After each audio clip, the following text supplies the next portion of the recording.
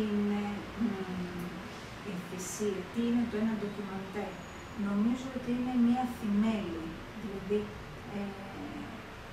η Στέλλα δημιουργεί μια θυμέλη όπου κανείς βιώνει με εκούσια απώλεια προσωπικών του θραυσμάτων, τα οποία έχουν χαθεί μέσα από τον χρόνο. Υπάρχει μια νοσταλγία και μια προσωπική αναζήτηση. Ανθρώπινη σάρκα, η απελεσμένη εκδίκηση φωτός. Η θυσία. Μια αναζήτηση προς το φως και την αλήθεια. Νότες, χαμόγελα και χάδια. Μια ζωή κλεμμένη. Συγγνώμη, δεν ήξερες. Νόμιζες πως πάντα αθάνατος θα είσαι. Σου είπαν αργά πως ήταν ψέμα. Και εδώ νομίζω ότι έχει κάνει μια κινηματογραφική σπουδή πάνω στην ποίηση. Η θυσία. Πίθος. Είναι το ου ενεκά μου. Ακολουθώντας το όνειρο γκρεμίστηκαν μια θεά που ξέχασε την τέχνη να πετά. Τη νύχτα που αγαπήθηκε και γνώρισε το φόβο. Όσον αφορά τη θυσία ως ποιητική συλλογή, θεωρώ ότι ήταν μια αποκάλυψη όλων αυτών των κρυφών σπαραγμάτων που κρύβουμε. Ο πόνος για μένα είναι ένας τρόπος εξέλιξης. Σε νιώθω. Ειλικρινά.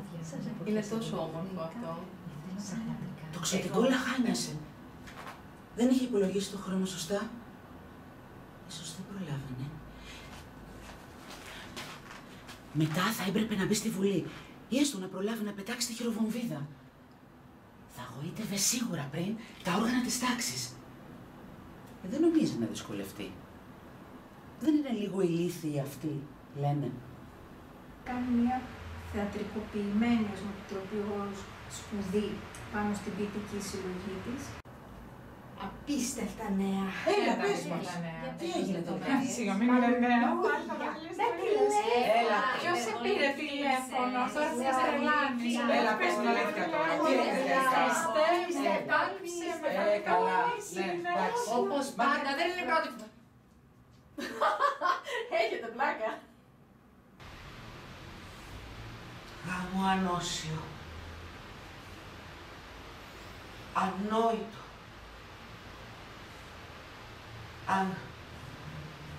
Νοητό. Συν. Ουσία. Συνουσία.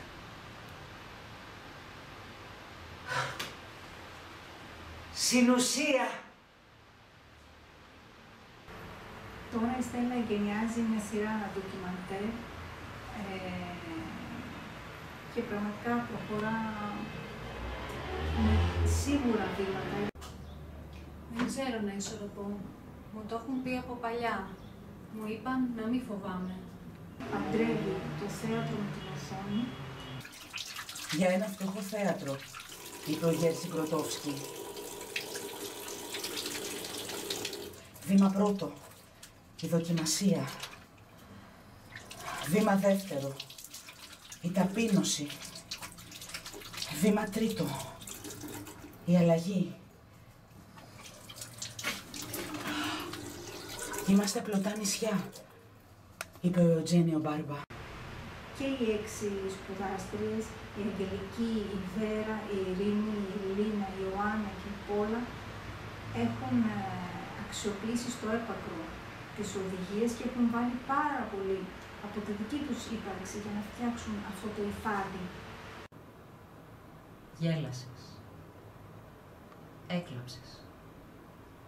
Ήρθε το νερό. Σταγόνα για να γίνεις. Η ποίηση είναι έρωτας, της ψυχής καταβήθηση και η αναζήτησή της. Είναι γνώση και απέραντο φως. Άσε με να μπω. ψιθύρισε ο προφήτης. Θέλω να σε δω. Ούρλιαξε.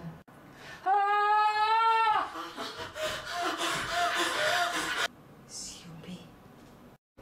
Φύσηξε σκοτάδι. Και πάλι δεν με άκουσες. Η γύμνια με έκρυψε καλά. Το είπε ο τυφλός. Θυμάσαι? Κατάφερε να ακούσει τούτη τη φορά το αστείο που σε λάτρεψα. Κανένα χιούμορ. Δυστυχώς. Μη φεύγεις. Το έργο αυτό για μένα δεν είναι προσπάθεια, γιατί η προσπάθεια είναι κάτι που έχει μια απορία. Αυτό το έργο για μένα έχει πια φτάσει στο επίπεδο, είναι ένα επίτευγμα. Ξανά με ένα δάχτυλα. Πλάθουν σπηλιές ξεμαλιασμένες. Δημιουργεί ένα βήμα έκφρασης, ένα προσωπικό θυσιαστήριο, θα έλεγα, για την κάθε σπουδάστρια, για μας. Ανάσταση εκ νεκρών. Δεν έχω παραισθήσεις. Νόμιζες ότι πέθανες όταν το άγγιγμα πάγωσε, μαζί του και ο χρόνος. Αλλά ήσουν τυφλός, το διάλεξες. Τώρα ξέρεις, όταν τα σχήματα έγιναν σκιές και ο πόθος ζήλεψε το φως, τότε, ναι, τότε τέλειωσες. Πόνε, εδώ είμαι. Άρρωστα βλέμματα. Γερασμένα ξωτικά. Ζητούν εξήγηση για αυτά που έγιναν. Όχι, για αυτά που δεν έγιναν.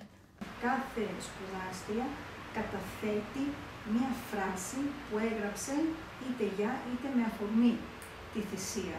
Δηλαδή για κάποιο ποίημα το οποίο την στιγμάτισε. Και αυτό πραγματικά είναι κάτι πολύ καινοτομικό. Αισθήσεων, σκύρτημα, αγάπης, κάλεσμα.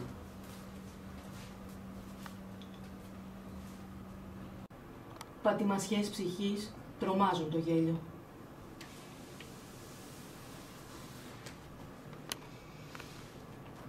Αγγίζουν το φάντασμα του κορμιού. Σκουπίζουν δυνατά τα χείλη. Άρα, μέσα από τον εγκλισμό πια φτάνει σε μια αυτεπίγνωση η οποία είναι εμφανής στο έργο. Το μεγαλείο της απόγνωσης, η αφήμιση, η θρησκεία του γελίου, πελάτης. Όμορφη κόλαση, βουβή, κραυγή. Θυσία. Ένα ταξίδι στον κόσμο των συναισθημάτων. Κατάδυση ψυχής. Ανάταση ψυχής. Αυτό τελικά νομίζω ότι είναι και το πεπρωμένο μας. Δηλαδή, πώς να το ορίσω. Είναι ένα ταξίδι με ένα απομηχανής ξωτικό, μέσα σε ένα όνειρο. Είναι μια πρόκληση όπου η αγάπη κάνει τον έρωτα αθάνατο, καθώς η θυσία κληροδοτεί στο είναι μνήμες δύσβατες στο όνομα μιας κάθαρσης. Έλαμψε το διαμάντι. Φύτρωσαν οι ρίζες. Νόμιζες ξανά αθάνατος πως είσαι. Γελάστηκες για άλλη μια φορά. Μα δεν πειράζει. Η πλάνη όλη δική σου. Αυτό μετράει. Όταν βλέπεις το σκοτάδι να σου χαμογελά, κράτη, μη πεις ξανά πως το όνειρο σε γέλασε. Μη σκοτώνεις το σώμα που ζητά. Φύγε. Η ποίηση έχει σώμα. Είναι σώμα. Και είναι ένα ταξίδι. Και μια πρόσκληση. Πρόσκληση σε συναντήσεις. Αγγίγματα, βλέμματα, χαμόγελα και ερωτήσεις. Και απάντηση καμιά. Σίγουρα όχι τελική. Γιατί το ταξίδι συνεχίζεται.